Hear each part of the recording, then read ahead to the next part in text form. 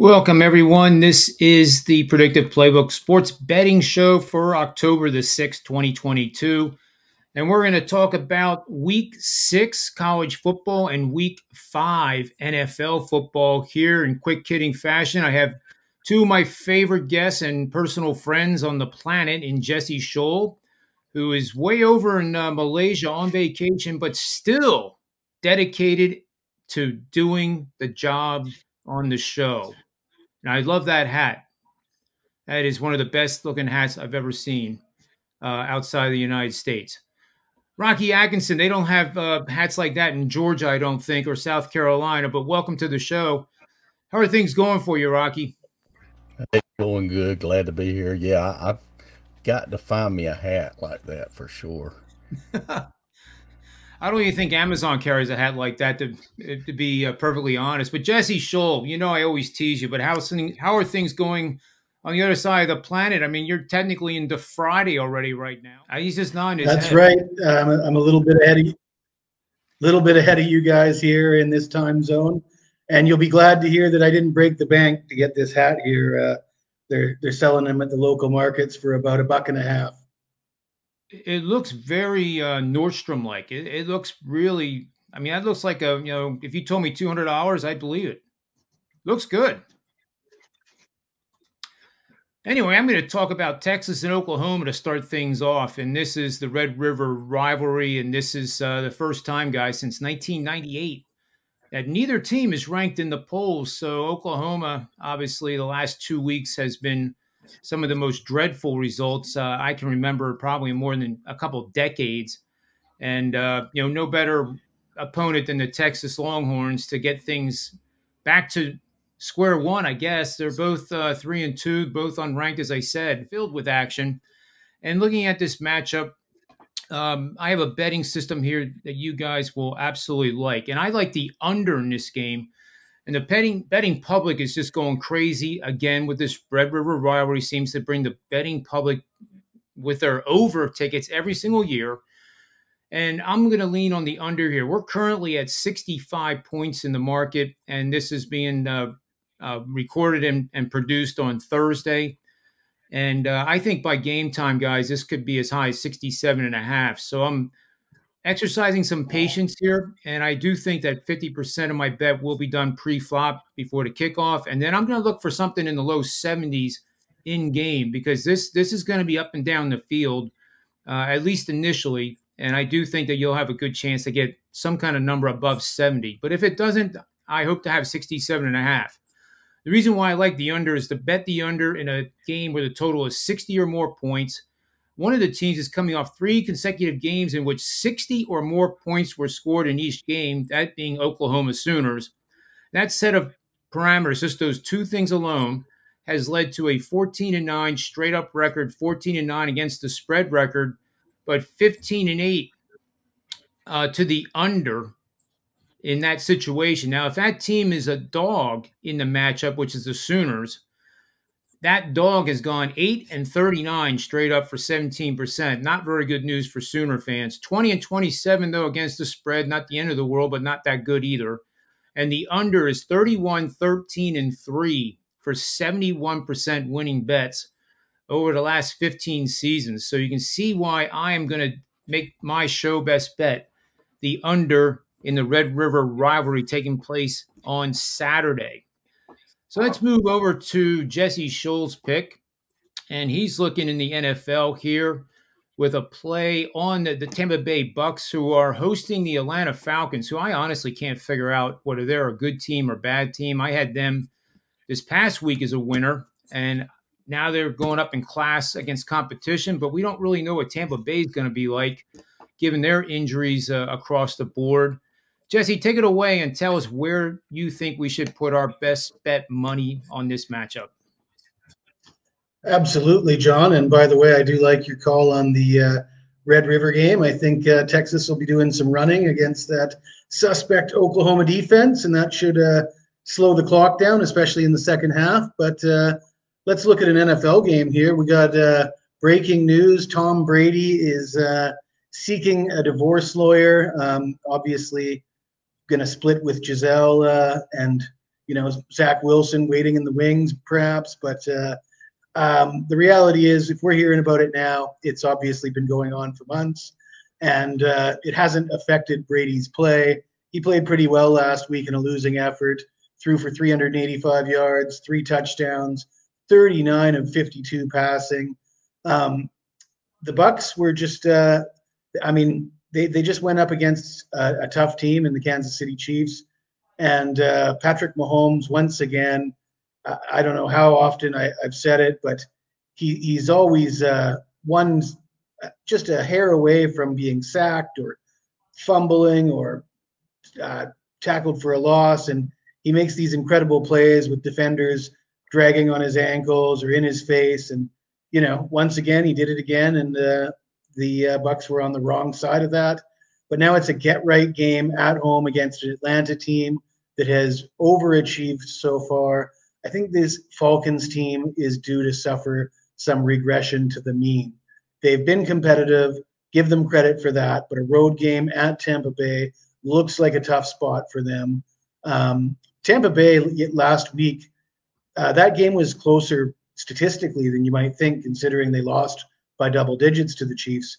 The first downs were 27-27, so a tie there in first downs. Total yards, just a small advantage for the Chiefs. And what cost Tampa there was 2 turnovers, 2 fumbles. The Bucs have won 3 straight against Atlanta, all 3 of those games by double digits. The Bucs are 11-5 against the spread in their last 16 home games, and they're 8-3 against the spread in their last 11 coming off a loss. They're getting a little bit healthier with the receiving core, and this is one of those games where they need to get right, and I think they will. I didn't even know Zach Wilson was on the Tampa Bay Bucs roster. No, he's going to be taking care of Tom Brady's wife for him. Well, she's Oh, I transitioning. See.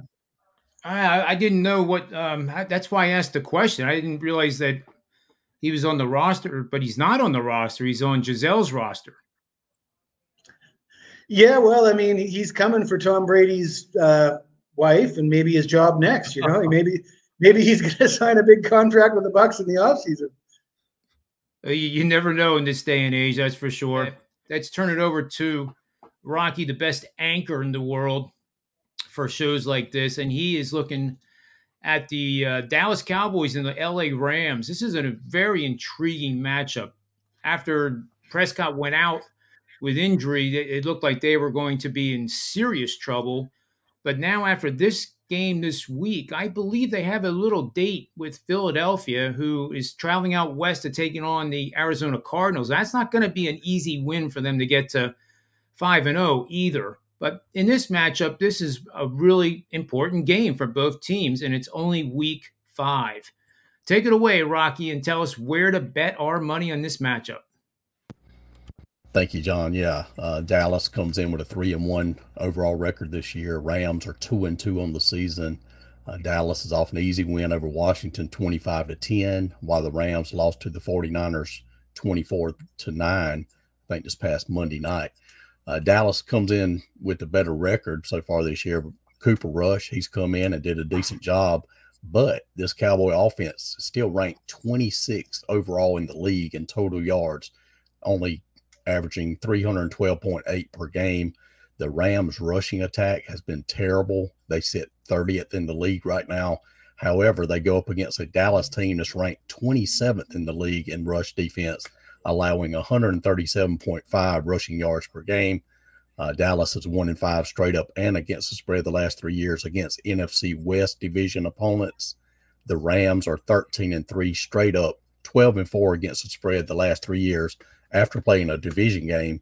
Rams are 5-2 against spread the last 7 games after scoring 15 points or less in their previous game. And the Rams are 31-15-1 against the spread the last 47 games against NFC opponents. The favorite is 5-2 against spread the last 7 meetings in this series, and the home team is 7-2 against spread the last 9 meetings overall in this series. I'm going to recommend playing the Rams to beat up on the Cowboys on Sunday, minus the points. Yeah, I like that play quite a bit. And by the way, guys and gals, you're looking at two and possibly three of the hottest NFL college football cappers available. And Rocky has not lost a play in the NFL. He's a perfect 4-0. And Rocky, I believe you have three picks already locked in over at winningcappers.net and predictiveplaybook.com. So that I would highly recommend you get that even before you get my picks. And Jesse, tell us how you're doing, because I think you're doing like 75%, but you're somewhat embarrassed against the 100% by Rocky, I guess. Actually, I think it's 83% college and NFL.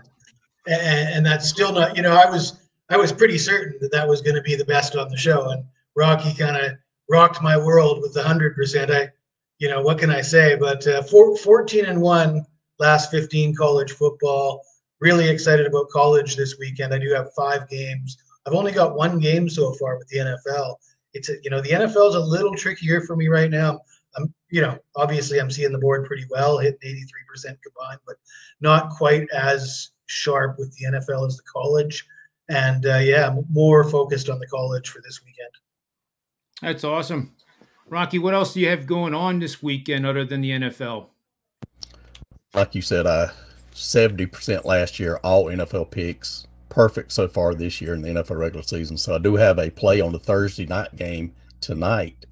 And I also have an NFL play early Sunday, 1 o'clock Eastern time. And I have a 4:25 game for Sunday afternoon as well. And I've got 2 college plays loaded also. 75% last week with my college football picks. I'm down just a little bit in college so far this year, but looking for a nice winning weekend. Yeah, it's a shame, 75%. It's just that means you lost 25%. I mean, you can't do that. You got to do better. But seriously, I had Central Florida last night as a winner, and have a couple. I may have a 5% 10-unit max bet going this weekend in college football. In fact, I know I will. And we're 29-10. I'm sorry, we're 30-9 with 5%ers in all sports the last 16 months. So they're pretty good. The last one I had was K-State against Oklahoma. And much to my surprise, that worked out pretty darn well. I don't know about you guys, but when you give out a double-digit dog as your game of the month, and you get nervous that you think like a double-digit dog could get blown out and you're going to look foolish. But we do our homework and we have a lot of experience. So I think you can trust especially our work and in the big plays as well. So I guess that'll bring us to the end of the show here. Jesse and Rocky, I always appreciate your time. You make for a very easy hosting job on my end. And we'll be back again tomorrow with another edition of the Predictive Playbook Sports Betting Show. And until then, Jesse, what do I always say? Bet with your head and not over it, and may all the wins be yours.